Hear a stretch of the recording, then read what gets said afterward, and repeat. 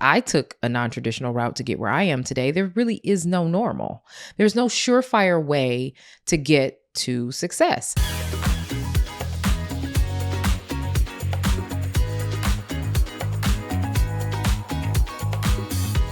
Welcome back to the Humaning Well podcast. My name is Amber Cabral, and thank you so much for joining me today. So I record these episodes about 2 to 4 weeks in advance. So the week that I am recording this one, we are fresh off the wild ride the stock market took because of the U.S. executive leadership deciding to roll out these really wild tariffs and then pulling back the tariffs and then adjusting the tariffs, and the stock market has been on the journey. Okay. So this is that week. And my most prevailing feeling is yikes, honestly. But it got me to thinking about a few things. And so there are two main things I'm going to cover in this podcast. The first is relatively simple. The other one is a little less simple, but I'm going to share two ideas that I think might be helpful for you in this podcast, given the moment that we're living in. And hopefully this moment has chilled out a little bit, but it's 2025 in, whatever version of America this is. So who knows? Okay. So the first idea that I wanted to share is please find and start working with a financial planner. If you have money that's in a 401k or some kind of product where it is, impacted by the changes in the stock market, have a conversation with someone that can help you maybe put some of your money in a product where it grows, but you don't lose money when the market isn't growing. If the market declines, you aren't losing money.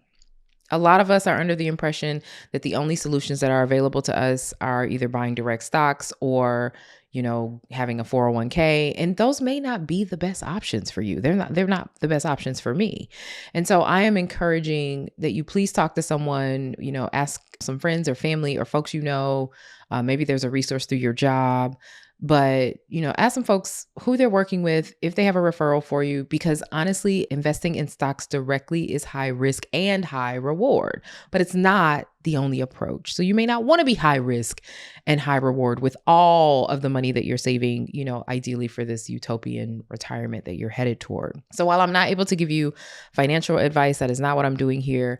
I do recommend that you talk to someone, and I can share that only a small portion of my own investments were impacted by the stock shenanigans because I am intentional about how I choose to invest my money, right? I don't want the big risk, big reward for all the dollars that I have set aside. And so the big point here is please explore your options. Don't assume that what you know about in the present moment is all that's available to you. Now, hopefully, again, by the time we are hearing this episode, the stock market has gotten, at least a little less volatile.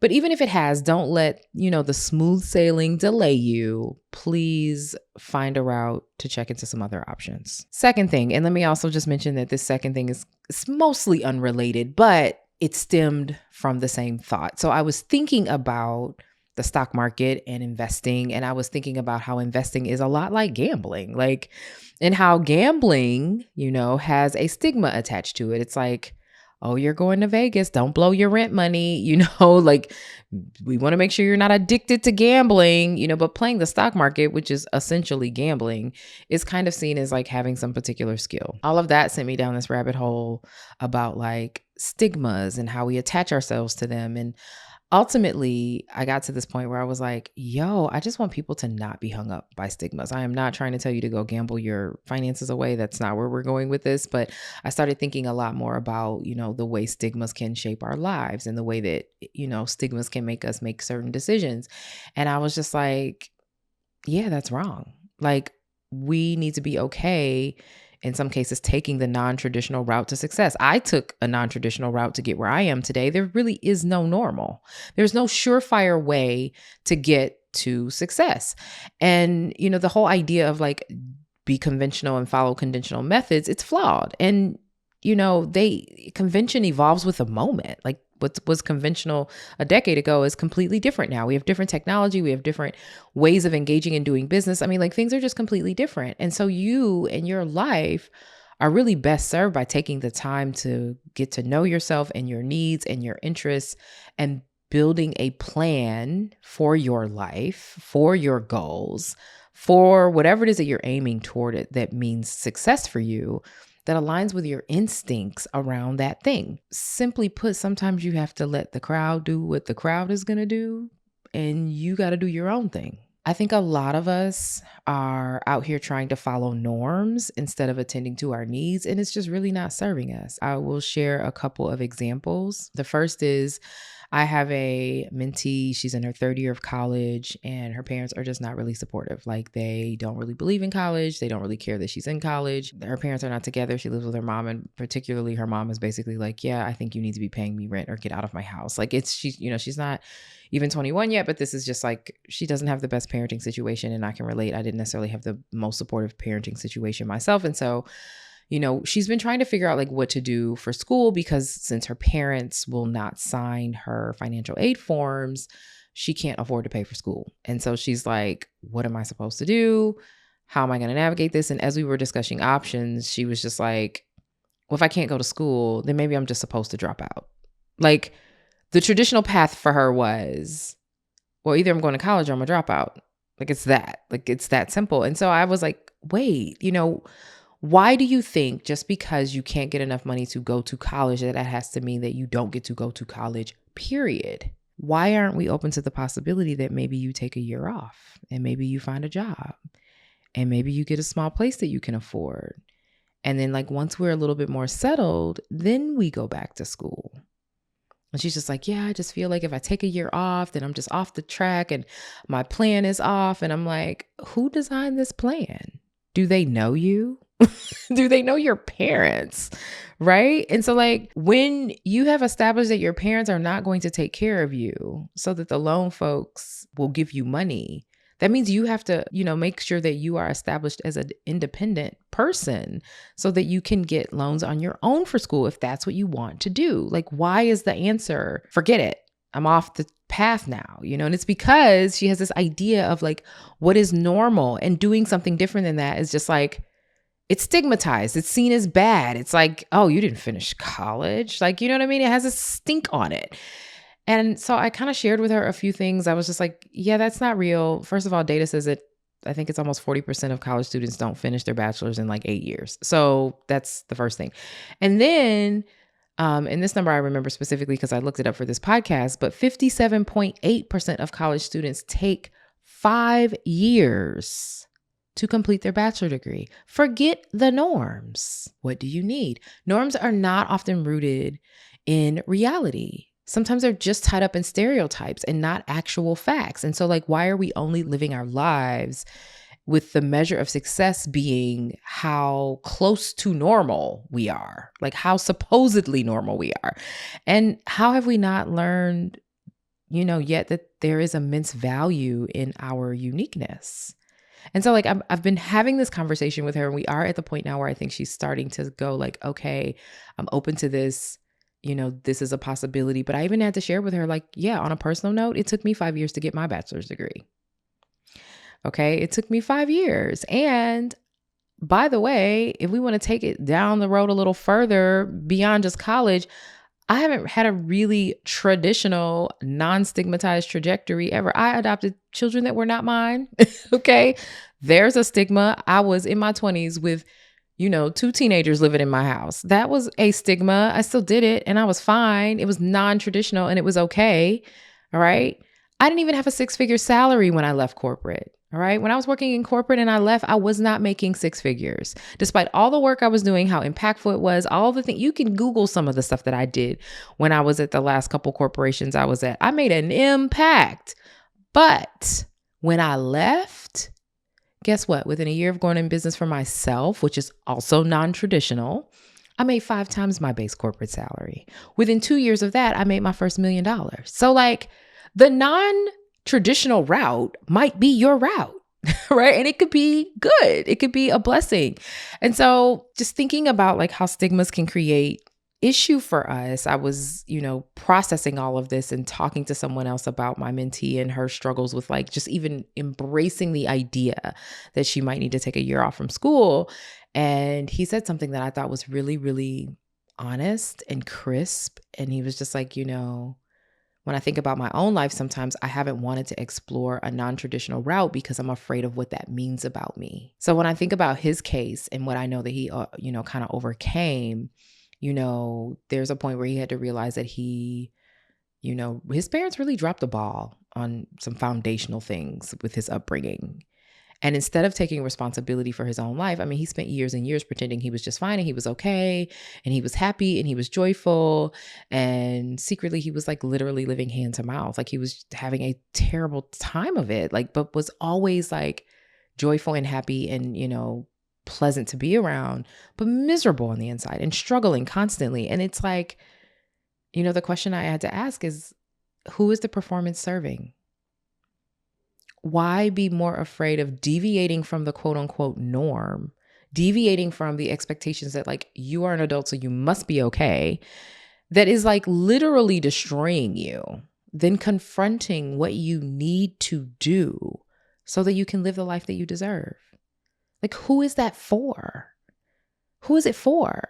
Challenging norms or navigating stigmas. I just want to be real. I know that I sound super annoyed with this process, but like, I know it's not easy. It's not. Like we, are kind of just like, we are raised with certain ideals, like I was raised with this ideal that I'm supposed to get married and have kids and have a white house with a picket fence and a dog and a cat and, like all of that stuff. But like, while we all kind of are exposed to that, a lot of our lives are not that way. And it doesn't mean that we have to embrace, these negative stigmas. We just did not follow a traditional path. Like, let the stigma part go. This just wasn't traditional.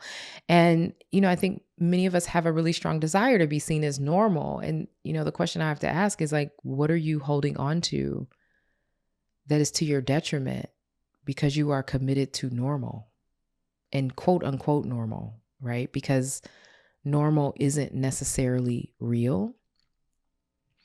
And the tough part about this is pretending to fit the norm and pretending to be normal very often isn't even about us. It's about what we think people are going to think about us and our access to being liked, right? That's what it's really about. If I fit this norm, people will like me. If I show up this way, people will accept me. And instead of doing the work that we need to be doing about, accepting ourselves, which, oh my gosh, this could be a totally separate podcast, and it might be, but like, instead of doing that, it is more like, if I fit this norm, if I check this box, if I do this thing, if I fall in line, if I blah, blah, blah, blah, blah, then people are going to accept me and they're going to celebrate that. And I should have an easy time of it. And I am here to tell you no. And also sometimes deviating from the norm is a little bit more fun. All of this came from me thinking about the stock market, but like, I do think that there's some worthy conversation and consideration to be had about this idea of, not ending up being a statistic or not following the traditions. Candidly, I think the desire to be liked is a lot of why our current version of executive leadership in the United States is in the condition that it's in. I think instead of showcasing backbone and bravery and commitment and like a willingness to like, I don't know, do your job, a lot of folks are just consumed with being liked or accepted or embraced or seen as good or whatever, or staying out of the way instead of like equitably following or drafting the rule of law. Like that's what the job is. But like we are not seeing that behavior because everyone wants to be liked. Everyone wants to feel good. Everyone wants to be safe. And like part of the job is being willing to stand up and do the thing even when it's not safe. So anyway, I digress. I could go all the way down that path and I won't. But here are a few questions you can consider if you suspect that maybe you are giving yourself over to quote unquote normal instead of actually considering what you really need. Okay. So the first question is, what feelings or ideas am I avoiding or suppressing? And these are journal questions, jot them down. Like you don't have to like answer it in your brain right now. Take some time and think about it over like coffee or something. The second one, where am I prioritizing acceptance from others over accepting myself? So where am I so preoccupied with what someone else thinks of me that I am not thinking about what I think of me? Okay. And this one's tough because you can destroy yourself with this. I just want to be liked. I want to be liked. I want to be liked. I want to be liked. And you will do anything to be liked. And then you don't like you. That's tough. All right. So where are you potentially prioritizing someone else's acceptance of you over your own? And this, by the way, could be parents. It could be family. Like, where are you doing something because your people think you should be doing it, but it's like not at all what you actually want to do. All right. The third question is, what am I clinging to that's not real or true? And we do this too. We cling to this idea that if I don't do this, I'll never have that. If I don't finish college in 4 years, then I'll never get married. And those things are like totally not related. It's just, it doesn't have to be that way. And so, what are you clinging to that is not real or not true? It may not be that, it could be something else, but let's get really honest about that so that we can query it and maybe move past it. And then the last question is, what am I afraid of? And this is a doozy. This is the real tea question. What are you afraid of? Because sometimes we're making decisions based on, this idea that isn't actually something to fear. I had someone tell me, I've made decisions in my life because I didn't know who the person was that I would become if I considered another perspective. Where are you doing that? Where are you afraid of who you might really be if you really let yourself go, right? Let's kind of explore some of that so that we can, liberation. That's part of what we're going for here. Once you have your answers, you can ask yourself this last question, and that is, what would I do if none of my fears were real? If none of the stuff that I jotted down, if none of these things were real, what would I choose to do? All right. What would I choose to do? I'm giving you some coaching keys here. This is really simple. But when I do my coachings, I usually kind of have to take my, the folks I'm coaching on a journey to kind of let's figure out all the stuff that you got in the way. And then let's figure out if that stuff is even real. All right. And so this is a mini version of that. Once you have the answers to those questions I asked you before, the last question would be, what would I do if none of these fears were real? And that one might be the toughest to answer because, we don't often think about our life without, the scary stuff. Okay. I do, but not everyone does that. And I do it because I've had a lot of scary stuff to kind of confront. But very often the decision that you will make when you kind of put the fears aside, that's kind of the closest to the right decision for you, right? It's the one that's the least discombobulating, if we get the fears out of the way. So in an age where we have access to many tools that can change your life in an instant, and we have access to opportunity to grow our own businesses and exchange ideas, why not take the chance and live with the fullness that you deserve? Just saying, it's worth it to me. All right. So thanks for listening. That's the episode. Please don't forget to share, and comment, and let me know what you want to hear. You can always catch me on any of the socials. I'm Bam Cabral on Instagram and Blue Sky. And then you can always find me on LinkedIn under my name, Amber Cabral. And thanks for listening. Have a great one.